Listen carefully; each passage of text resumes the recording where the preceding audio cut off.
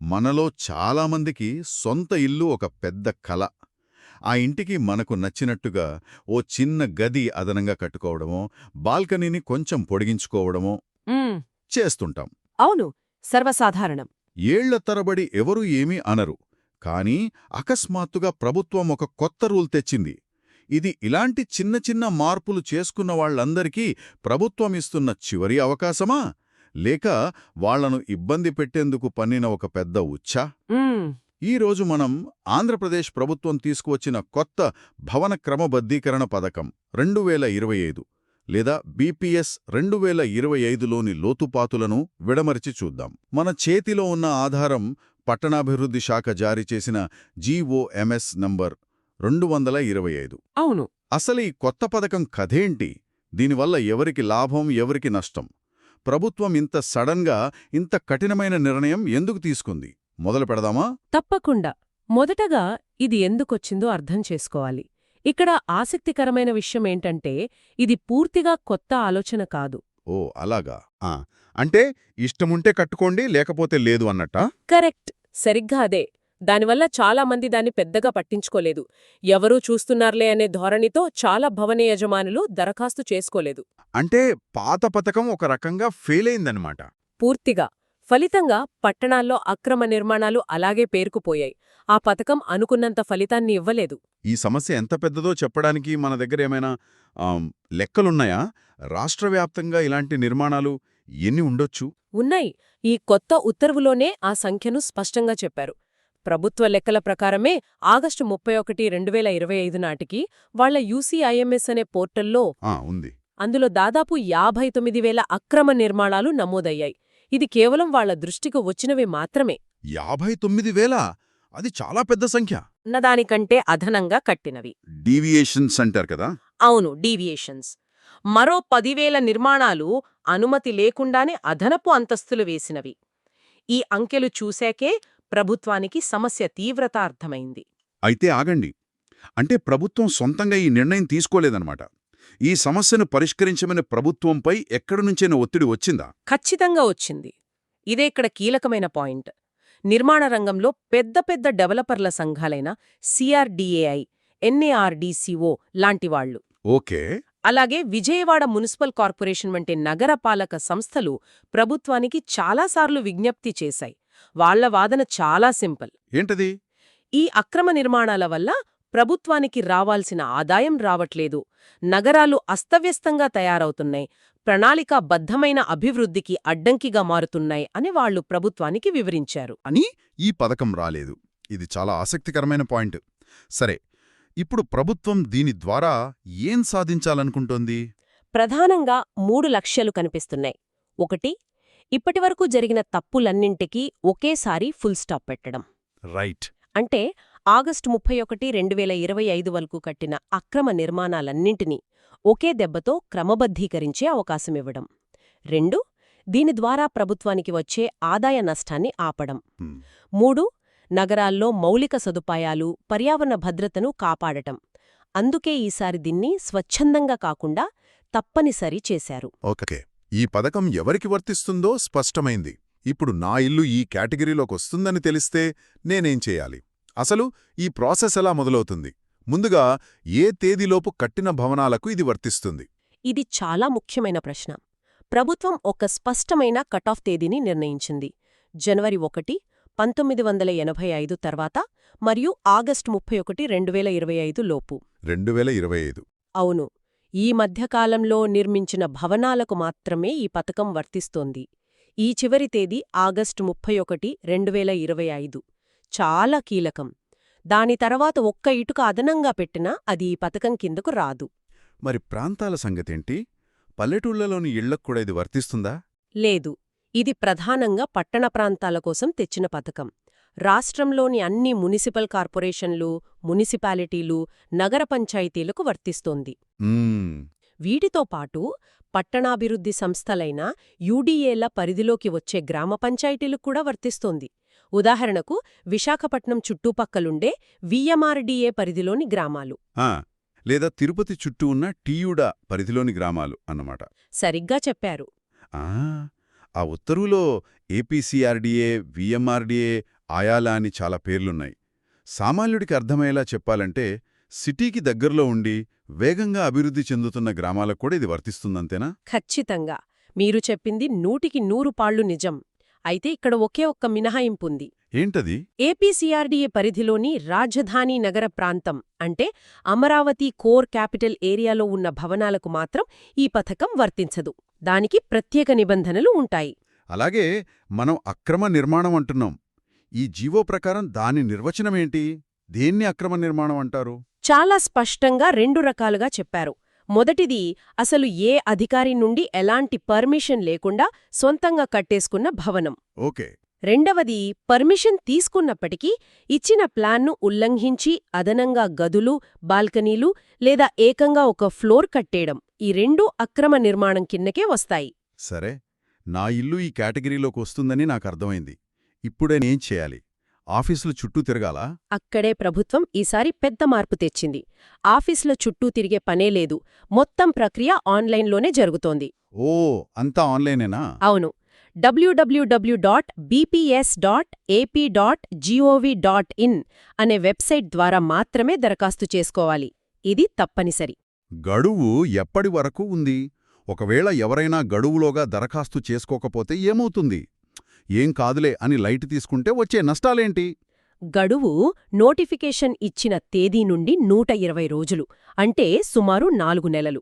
ఒకవేళ ఎవరైనా ఈ గడువును తేలిగ్గా తీసుకుంటే పరిణామాలు చాలా తీవ్రంగా ఉంటాయి. ఇది పాత పథకంలా కాదు. ప్రభుత్వం 3 కఠినమైన చర్యలు తీసుకుంటుంది. అవేంటవి? 1, అధికారులు వచ్చి ఆ భవనాన్ని సీల్ చెయ్యవచ్చు లేదా కూల్చివేయవచ్చు కూడా. ఒక్క నిమిషం. కూల్చివేత అది చాలా తీవ్రమైన చర్య. ఇది నిజంగా ఆచరణ సాధ్యమేనా? లేక కేవలం ప్రజలు ఖచ్చితంగా దరఖాస్తు చేసుకునేలా భయపెట్టడానికా? మంచి ప్రశ్న అడిగారు. గతంలో ఇలాంటి పథకాలలో ప్రభుత్వాలు అంత కఠినంగా వ్యవహరించలేదు. కానీ ఈసారి తప్పనిసరి అనే పదాన్ని వాడటం మరియు దానికి చట్టబద్ధత కల్పించడం చూస్తే ప్రభుత్వం చాలా సీరియస్గా ఉందని అర్థమవుతోంది. అంటే యాక్షన్ తీసుకునే అవకాశం ఉందంటారు? కనీసం కొన్ని ఉదాహరణలుగా అయినా చర్యలు తీసుకునే అవకాశం ఉంది. ఇక రెండవ పరిణామం, దాన్ని నిరంతర నేరంగా పరిగణించి రోజువారీ జరిమానా విధిస్తారు. ఓ. మూడవది అన్నింటికంటే ప్రమాదకరమైనది. ఆ స్థలంలో భవిష్యత్తులో ఎలాంటి నిర్మాణానికి అనుమతులివ్వరు. అంటే ఆ ఆస్తిపై లోన్ రాదు, దాన్ని అమ్మడం కష్టమవుతుంది, దాని విలువ పూర్తిగా పడిపోతుంది. ఓకే, ఇది చాలా సీరియస్ విషయం. మరి దరఖాస్తు చేసుకునేటప్పుడు రుసుము ఎలా ఉంటుంది? అందరికీ ఒకేలా ఉంటుందా లేక ఏమైనా లెక్క ఉంటుందా? లేదు, అందరికీ ఒకేలా ఉండదు. దీన్ని చాలా పద్ధతిగా లెక్కిస్తారు. ముందుగా దరఖాస్తుతో పాటు 10,000 రూపాయలు ప్రాథమిక రుసుము కట్టాలి. తర్వాత అసలు జరిమానా లెక్క కడతారు. ఆ ఉత్తర్వులో అనక్షర్ II అని ఉన్నాయి. అవి చాలా గందరగోళంగా ఉన్నాయి. సింపుల్గా చెప్పాలంటే జరిమానాని ఎలా లెక్కిస్తారు? చాలా సింపుల్.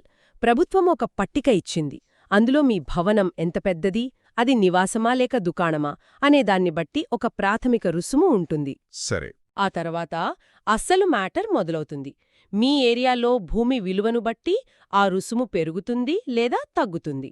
అంటే ఒక ఖరీదైన ఏరియాలో ఉంటే జరిమానా ఎక్కువ. కరెక్ట్. అదే కొంచెం శివారు ప్రాంతంలో భూమి విలువ తక్కువగా ఉన్న చోట ఉంటే జరిమానా తక్కువగా ఉంటుంది. ఒక్క నిమిషం, మీరు భూమి విలువ అన్నారు. అంటే ప్రభుత్వం నిర్ణయించిన రిజిస్ట్రేషన్ విలువ లేక బయట మార్కెట్లో ఉన్న విలువ? ఈ విషయంలో గందరగోళం ఉండే అవకాశం ఉందా? లేదు, స్పష్టత ఇచ్చారు. ఇక్కడ సబ్ రిజిస్ట్రార్ ఆఫీస్లో ఉండే అధికారిక మార్కెట్ విలువనే పరిగణనలోకి తీసుకుంటారు. కాబట్టి గందరగోళానికి ఆస్కారం లేదు. ఓ, ఓకే. ఉదాహరణకు విజయవాడలో ఒక 100 గజాల ఇంట్లో అనుమతి లేకుండా పైన ఒక పోర్షన్ కట్టారనుకుందాం. అక్కడ గజం ప్రభుత్వ విలువ 50,000 రూపాయలు దాటి ఉంటే బేసిక్ జరిమానాకు 100% అదనంగా కట్టాలి. Oh my God. అదే వేరే పట్టణంలో గజం 1,000 రూపాయల లోపు ఉంటే బేసిక్ జరిమానాలో 50% కడితే సరిపోతుంది. అంటే పేద మధ్యతరగతి ప్రజలుండే ప్రాంతాల్లో తక్కువ, ధనికులుండే ప్రాంతాల్లో ఎక్కువ జరిమానా అన్నమాట. ఏమైనా ప్రత్యేక రాయితీలున్నాయా? ఉన్నాయి. 2 ముఖ్యమైన రాయితీలిచ్చారు. డిసెంబర్ 31, 1997లోపు కట్టిన పాత భవనాలకు మొత్తం జరిమానాలో 25% తగ్గింపు ఇస్తారు. ఇది చాలా పాత నిర్మాణాలకు ఊరట. సరే. ఇక రెండవది, ప్రభుత్వం అధికారికంగా గుర్తించిన మురికివాడల్లోని నివాస భవనాలకు ఏకంగా 50% తగ్గింపు ఇచ్చారు. సరే, ఇది బావుంది. అయితే డబ్బులు కడితే చాలు, ఎలాంటి అక్రమ నిర్మాణాన్నైనా రెగ్యులరైజ్ చేసేస్తారా? లేక కొన్నింటికి అస్సలు అవకాశం లేదా? మంచి పాయింట్. ఇది డబ్బులు కట్టి దేన్నైనా సక్రమం చేసుకునే పథకం కాదు.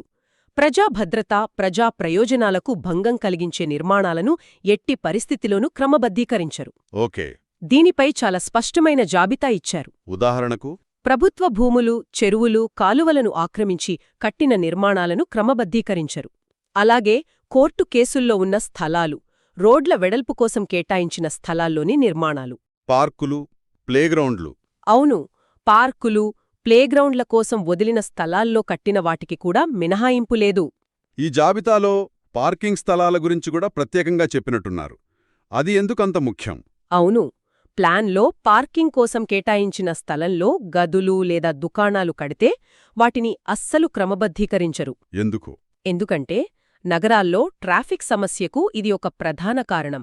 అపార్ట్మెంట్లలో పార్కింగ్ స్థలం లేకపోవడం వల్ల అందరూ కార్లను రోడ్లపైనే పార్క్ చేస్తున్నారు. దీనివల్ల ట్రాఫిక్ జామ్లు, ఇబ్బందులు పెరుగుతున్నాయి.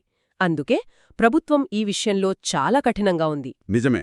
మరి ఎవరికైనా ఈ పథకం నుండి పూర్తిగా మినహాయింపుందా? అంటే వాళ్ళు అస్సలు దరఖాస్తు చేసుకోవాల్సిన అవసరం లేనివాళ్లు? ఉంది. చాలా చిన్న నిర్మాణాలకు మినహాయింపుచ్చారు. 50 చదరపు మీటర్లు అంటే సుమారు 60 గజాల లోపు స్థలంలో ఉన్న గుడిసెలు, సెమీ పర్మనెంట్ షెడ్లు, ఓకే. అలాగే 2 అంతస్తుల G+1 వరకు ఉన్న ఆర్సీసీ నివాస భవనాలకు ఈ నిబంధనల నుండి పూర్తి మినహాయింపు ఉంది. వాళ్లు ఎలాంటి ఆందోళన చెందాల్సిన అవసరం లేదు. ఓకే. ప్రక్రియ చాలా స్పష్టంగా ఉంది. ఇక చివరిగా అత్యంత కీలకమైన విషయం. ఈ పథకం ద్వారా ప్రభుత్వానికి వందల వేల కోట్ల రూపాయలొస్తాయి.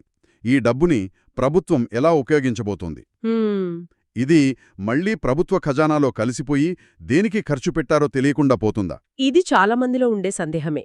కాని ఈసారి ప్రభుత్వం దీనికోసం ఒక పక్కా ప్రణాళికను జీవోలోనే పొందుపర్చింది. ఈ పథకం ద్వారా వసూలైన డబ్బును ఒక ప్రత్యేక ఖాతాలో జమ చేస్తారు. ఈ ఖాతా director of town and country planning DTCP నియంత్రణలో ఉంటుంది. వినడానికిది చాలా బావుంది.